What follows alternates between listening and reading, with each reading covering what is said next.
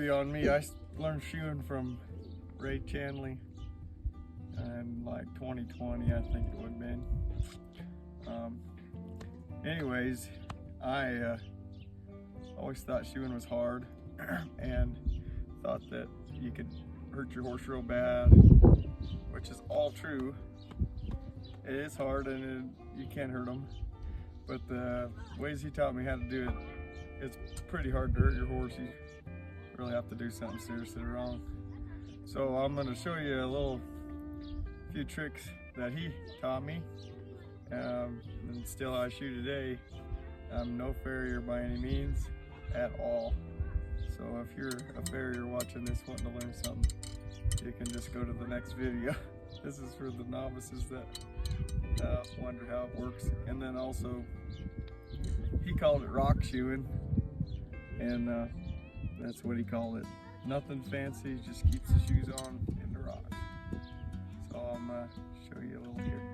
Already took the shoe off, and now I'm gonna trim the foot. So you put it between your legs. I've learned to just kind of hook your leg, saves your legs muscles. And then I just use my nippers to clean it out. I mean, you can use a pick. I have one here if you want.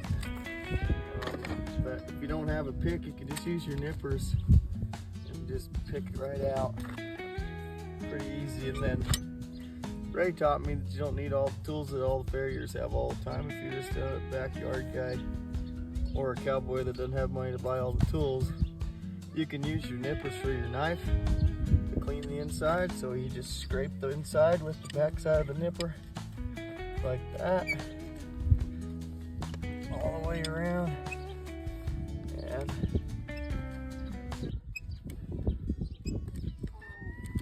that takes out all the dead stuff that's floating around in there. And then once you get all that out,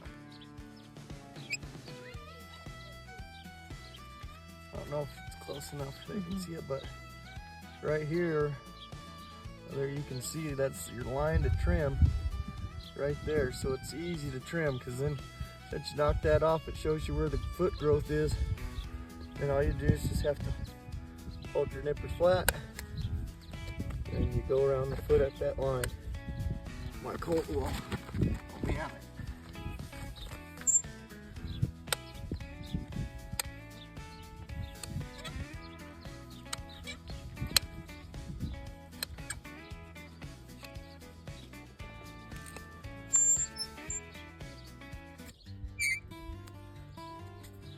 And it looks somewhat like that. And you get your good rasp out, and you just make it flat. So what I like to do, for those people that don't have a real straight eye, I'm one of them, I like to just make sure your shoe's flat. You look across the sides of it, and then you look from the toe to the heels, and it should all be flat. You shouldn't be able to see any of the heel. If that's the case on your shoe, you know your shoe's flat. So you can use this as a reference for knowing whether you've got your foot flat. So I like to just jam it in my pocket, take his foot back up, finish my rasp job here. Done this long enough now that I can eyeball it some, but at the end, you know, you can flop that shoe on there, make sure that it's flat.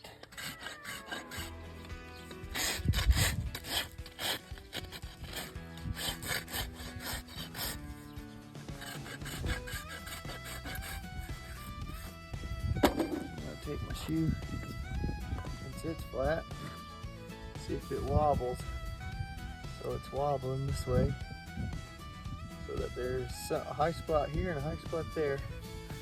And then you can see where it is for sure by tipping your foot down, looking across the foot, and looks like my high spot's over here. That's it, right there it is. So now you gotta fix the shoe, but anyway, there you go.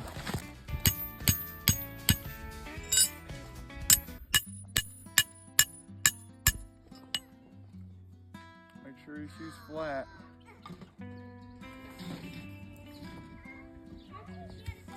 That's pretty good. Okay, so this horse toe's long, so I'm gonna set it back just a little bit, but you don't want too much trailer, and they call this the trailer. Your heel, you don't want it to stick out like that. Obviously the shoe would come all the way to the toe, so you can tell if your shoe's too big if it's sticking out the back. You don't want it to stick out the back. You want it to be about like that. That sticks out just a little bit, otherwise they'll overstep in their back feet will rip it off, but it's behind his bulb of his foot, so he's not gonna step on his own shoe and jerk it off right there. You just set it back a little bit so then the toe sticks out, and you can just nip it off and then rasp it. I'll show you that later. But for now, it looks like she's ready, and the shoe's still flat and your foot's still flat and it's not rocking, so we'll put 2 nails in it. Oh, buddy. Just about done. Oh. Next trick Daddy taught me for making sure that you don't hurt your horse putting the nails too deep is whenever you put the nails in, you want it no deeper than 2 finger width this way. So when you're holding the foot and you're nailing it in, you can be feeling with your finger to feel where the nail head's coming out, and then stick your fingers on that, and it should be about 1.5 fingers width. So 2 fingers is max. You don't want it to really be any deeper than 2 fingers width. And it's usually the tip of your finger, you know, you're feeling with the tips of your fingers. About 2 finger widths deep is the max. You don't want any deeper than that, but about 1.5 fingers is just right. So like on this foot, if I stick my fingers there, see, that's about 1 finger, and then there's the half. So it's just about right. That one could come just a touch deeper, so it's still good. It's not gonna hurt the horse. The other one on the other side's about right at 2 fingers, 1.5 fingers to 2 fingers. So it's actually a little better than this one. You don't want them too shallow, because then that's when you clench them, they'll pull out. So 2 fingers is about right. But that's what Ray taught me, was 2 fingers, because you're not gonna get it too deep and hurt your horse. If it's too shallow, it just pulls off and your shoe falls off. It didn't hurt your horse. But if it's too deep, it can hurt them. So if you just use a 2 finger reference, it works great. I've used it for 5 years now, so 6 years. Just about 1.5 fingers.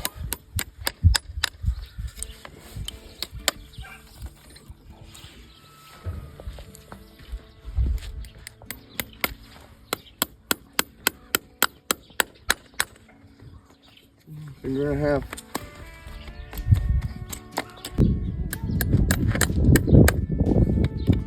So I pounded this nail in 2 times now, and it's not coming out. I got the right, already got a nail hole, so the nails just fall in the same hole. So to get it to come out, you take your hammer and twist the tail a little on the tip. That'll help it come out better. You always put the gritty side towards the inside of the foot, because every nail's a little bit bent so that it'll come out of the foot. And there it came out. And then if you notice, I bend all my tails over. I don't cut them off, or I mean I don't twist them off. And there's 2 reasons for that, and the first is a controversial reason, and that is if you're trying to shoe a colt or a bronc or something that's hard to shoe, then you just quickly just rip them up before they stab you in the leg with them. Then you also want to make sure you set your nails really good, because if you don't set them, they will when they get on the rocks. And then the second reason is, that one's controversial, because I've had guys tell me that they've done that and then the horses pulled their foot backwards and they ripped it up and the horse pulled it back, but then it came back again and it jabbed them still. So that's a controversial one. But the main reason that I do it, and when you bend metal, it gets weak. So if you twisted it off, you heated the metal, and then you clench that same metal, it's been heated twice then. Whereas with the doing it this way, you bend the nail over, but then I'll take these nippers and it's cut off, so that way then it's only heated once when you clinch it, because you cut the bent over part off, so your nail's only heated once. The idea is that your nail will be stronger that way, where it's only been heated once by bending it over one time instead of twisting it and then bending it.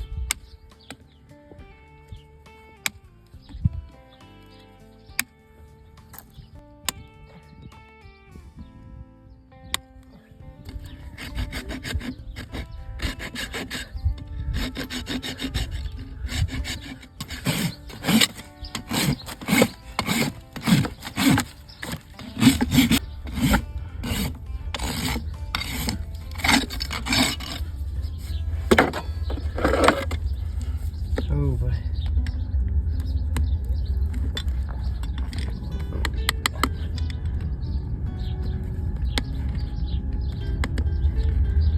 I'm gonna bend them over, don't roll them over.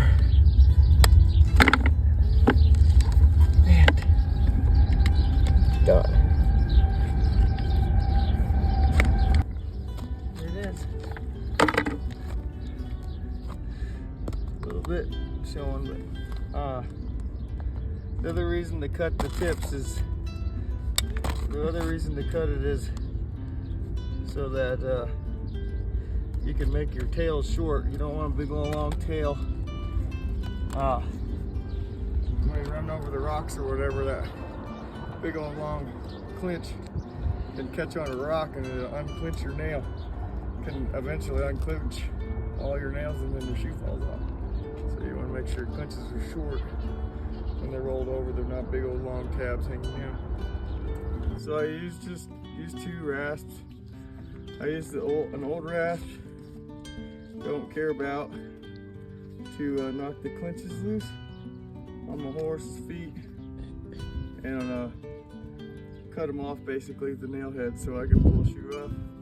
And then I have a new good rasp for doing the flattening my foot and all that. And then when I make the little divots below the nail tips when they're out, so I can clinch into them, it keeps the foot from tearing. I use my old rasp again, and then to rasp the toe, I use the old rasp because you might hit your shoe and you don't want to dull your new one. So, one thing I forgot to add was whenever you do the foot, we're talking about rock shoeing, not just a trim or something. With the rock shoeing, especially if you're riding around a lot of rocky country, you just leave the frog the way it is. That strip in the middle, because the more excess it has, the more padding it gives the foot. It's kind of like a big old rubber pad that's in there. You do have to trim it sometimes when it gets in the way of your shoe, because it will get big and sometimes it wants to roll out at the heels. You just trim it back, and then that's all I do for the frog. Pretty much nothing unless it's interfering with my shoe. It will wear itself out on the rocks if it's longer than the shoe is. It'll just rub on the rocks and wear itself down. So I usually leave it alone. That's what Ray taught me to do too, is just leave the frog alone. So anyway, so that's a couple little tricks on how to shoe a horse if you're kind of a novice like I am and was and whatever. But anyway, that's how I got started. I invited Ray over for supper one night. He showed me on one horse. I did one foot, he did three. And we got all done and he loaded his tools and said, "There you go, now you know how to shoe a horse." And I was like, okay, I guess I know how to shoe a horse. Obviously I had seen farrier shoe horses and things like that before, but I never really tried to do anything myself besides just pull shoes. It's not as hard as I thought it was, and with some practice the guy can figure out how to do it and get it done. So anyway, just a couple little tricks, and hopefully that helps somebody to be able to save a little money maybe and have a little fun with your horse if you enjoy that kind of thing.